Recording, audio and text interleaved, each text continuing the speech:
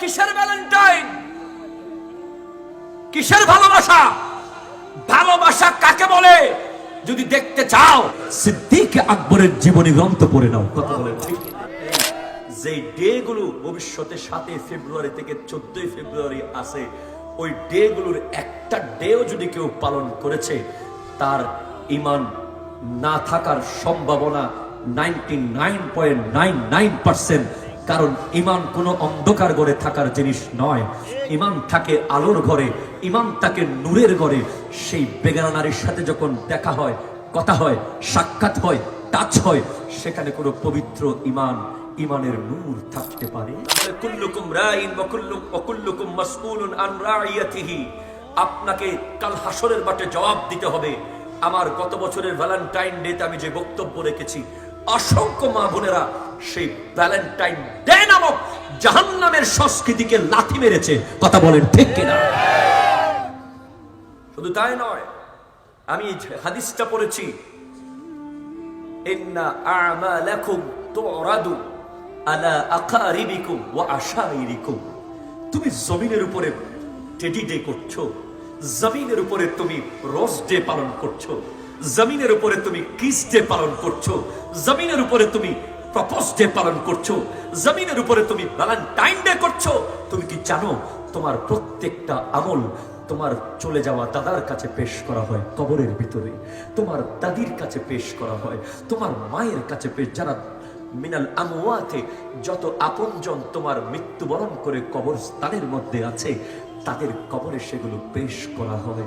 তুমি যখন বেগানা নারীর সাথে, তুমি যখন বেগানা পুরুষের সাথে, যারা নারীরা আছে তারা পুরুষের সাথে, যারা পুরুষরা আছে তারা নারীর সাথে যখন অবৈধ মেলামেশায় লিপ্ত হয়ে যায়, অবৈধভাবে ফোনে কথা বলে, অবৈধভাবে দেখা করে, অবৈধভাবে সাক্ষাৎ করে, সম্পর্ক মেনটেন করে, ওই কবরস্থানের মানুষগুলো বড় কষ্ট পায়।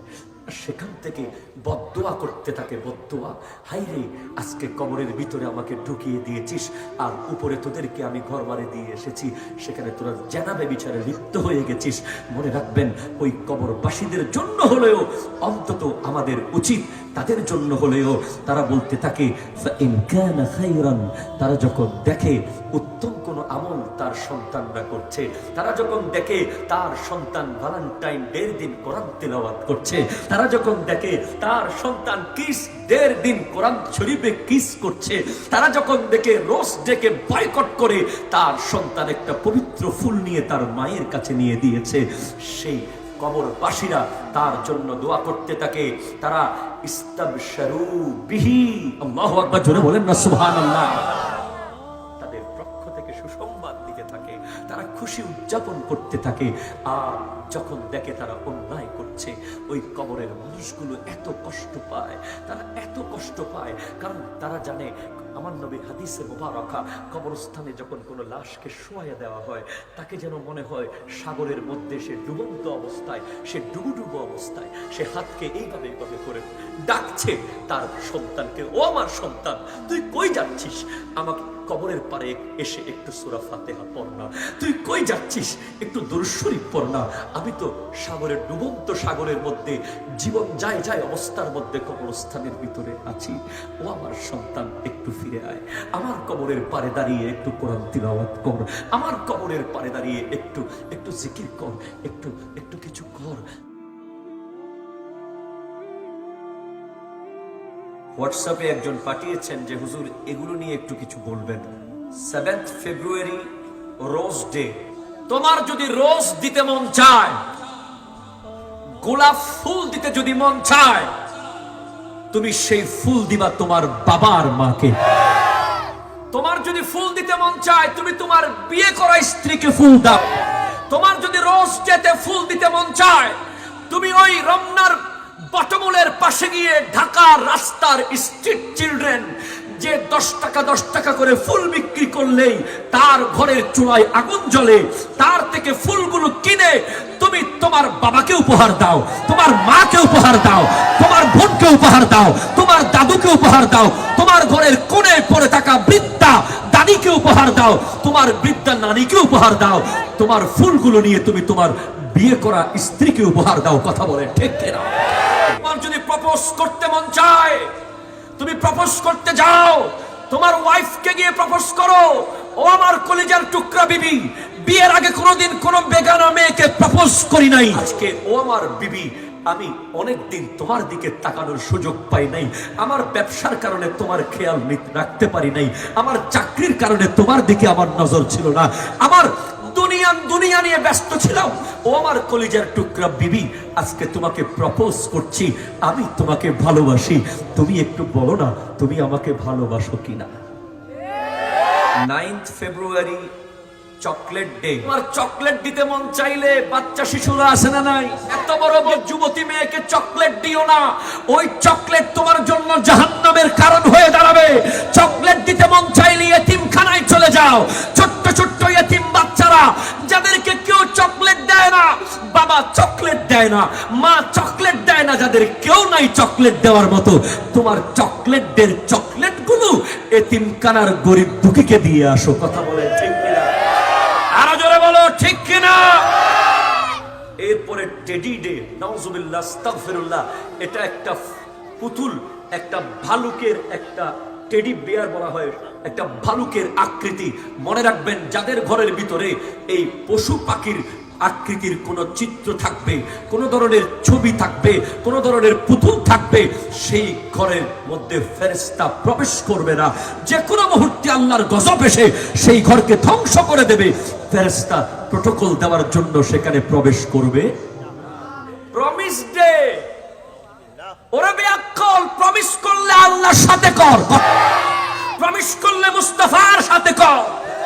কোরআন বলছে, মাইয়ুতিল্লাহ ওয়ার রাসূলা, যে ব্যক্তি আল্লাহর সাথে প্রমিস করেছে, যে ব্যক্তি নবীর সাথে প্রমিস করেছে, ও রব্বুল আলামিন, তোমার নামাজ আর কখনো তরক করব না, প্রমিস করলাম। এ মুস্তাফা, আপনার সুন্নাত আর তরক করব না, প্রমিস করলাম। খোদার কসম, কোরআন বলছে কিয়ামতের মাঠে তুই ওই প্রমিস রক্ষা করতে পারলেই তুই থাকবি হয়তো নবীদের সাথে। কথা বলো। অথবা থাকবি তুই সিদ্দিক আকবরের সাথে, অথবা থাকবি তুই ইমামে হোসাইনের সাথে। তোর হাসর হবে গৌসুল আজম আব্দুল কাদের জিলানীর সাথে। আল্লাহর ওয়াদা, আল্লাহ বলে দিয়েছেন, মাইয়ুতিল্লাহ ওয়ার রাসূলা ফাউলাইকা মাআল্লাযিনা আনআমাল্লাহু আলাইহিম মিনান নাবিয়্যিন ওয়াস সিদ্দীকিন ওয়াস শুহাদা ওয়াস সালিহিন। আমি বলবো, প্রমিস ডেতে আমাদের প্রমিস হবে রব্বুল আলামিনের সাথে, প্রমিস হবে মসজিদের সাথে, প্রমিস হবে জায়নামাজের সাথে, প্রমিস হবে ওযুখানার সাথে, প্রমিস হবে কোরআনের সাথে। হাত তুলে বলো ঠিক কিনা? কার সাথে প্রমিস করছো? যার দিকে তাকানো হারাম। কথা কর ঠিক কিনা বলেন? কাকে তুমি গোলাপ ফুল দিবা? যার দিকে তাকানো হারাম। কাকে তুমি প্রপোজ করছো? যার সাথে এক শব্দ কথা বলা হারাম। ঠিক কিনা? কাকে তুমি চকলেট দিচ্ছ যে তোমাকে জাহান্নামে নিয়ে যাবে, কবরে তোমাকে সাপের ছোবল খাওয়াবে, যেই প্রপোজ তোমার ঈমান সহ চলে যাওয়ার সম্ভাবনা। এরপরে আছে হাক, মানে জড়িয়ে ধরা। জড়িয়ে ধরো তোমার নিষ্পাপ শিশুকে, জড়িয়ে ধরো ইয়েতিমকে, জড়িয়ে ধরো মিসকিনকে, জড়িয়ে ধরো গরিব দুঃখীকে, যাদের জড়িয়ে ধরার মতো কেউ নাই, যাদের গায়ের দুর্গন্ধ মনে করে কেউ তাদের সাথে কোলাকুলি করে না, যাদের সাথে কেউ জড়িয়ে ধরে না ময়লা লাগবে বলে, সেরকম ফকির মিসকিনকে জড়িয়ে ধরো। তার অন্তর খুশি হয়ে যাবে, হৃদয় জোড়া লেগে যাবে, আল্লাহ তোমাকে জান্নাত দিয়ে দেবে। বিয়ের আগে কোনো বেগানাকে জড়িয়ে ধরা যাবে? ইজ্জত তো থাকবেই না, ঈমান থাকার সম্ভাবনা কম। ঠিক কিনা? যতক্ষণ পর্যন্ত তুমি একজন বেগানা নারীর টাচের মধ্যে থাকো, তোমার ভিতর থেকে ঈমান বের হয়ে যায়। এরপরে কিস ডে, চুমু দিতে মন চাইলে কোরআনুল কারীমকে চুমু দাও। চুমু দিতে মন চাইলে মসজিদ নববী থেকে আমার নবীর রওজার জালিকে চুমু দাও। কথা বলেন ঠিক? চুমু দিতে মন চাইলে কাবাতুল্লাহর গিরাবকে চুমু দাও। চুমু দিতে মন চাইলে তোমার মায়ের হাতে চুমু দাও। চুমু দিতে মন চাইলে তোমার বাবার কদমে চুমু দাও। খবরদার, এই ধরনের জিনা থেকে, ব্যভিচার থেকে আল্লাহ আমাদেরকে রক্ষা করুক। এটা আমার কথা নয়। মান জানা ওয়া শারিবাল খামরা নাযা আল্লাহুল ঈমানা কামা তাখলাউল ইনসানুল কামিসা মিন রাসিহি। যে ব্যক্তি জেনা করে তার থেকে আল্লাহ এমন ভাবে ঈমানকে বের করে নেয়, যেভাবে মানুষ মাথার উপর দিয়ে জামা খোলে, শার্ট খোলে, পাঞ্জাবি খুলে, টি শার্ট খুলে, যেভাবে সেইভাবে করে ঈমান বের হয়ে যায়। তাহলে এই যে ডে গুলো ভবিষ্যতে 7 ফেব্রুয়ারি থেকে 14 ফেব্রুয়ারি আছে, ওই ডে গুলোর একটা ডেও যদি কেউ পালন করেছে, তার ঈমান না থাকার সম্ভাবনা 99.99%। কারণ ঈমান কোনো অন্ধকার ঘরে থাকার জিনিস নয়, ঈমান থাকে আলোর ঘরে, ঈমান থাকে নূরের ঘরে। সেই বেগানা নারীর সাথে যখন দেখা হয়, কথা হয়, সাক্ষাৎ হয়, টাচ হয়, সেখানে কোনো পবিত্র ঈমানের নূর থাকতে পারে। এরপরে ভ্যালেন্টাইন ডে। কিসের ভ্যালেন্টাইন? কিসের ভালোবাসা? ভালোবাসা কাকে বলে যদি দেখতে চাও, তো ওই নারীর সাথে দেখা করতে না গিয়ে সিদ্দিক আকবরের জীবনী গ্রন্থ পড়ে নাও। তাআল্লুকে ইশকি কাকে বলে? আমার নবীর সাথে সাহাবায়ে কেরামের ভালোবাসা কেমন ছিল? ভালো যদি বাসতে চাও নবীকে ভাসো, ভালো যদি বাসতে চাও আল্লাহকে বাসো, ভালো যদি বাসতে চাও তোমার বৃদ্ধ মাকে বাসো, ভালোবাসতে চাইলে তোমার বৃদ্ধ বাবাকে বাসো।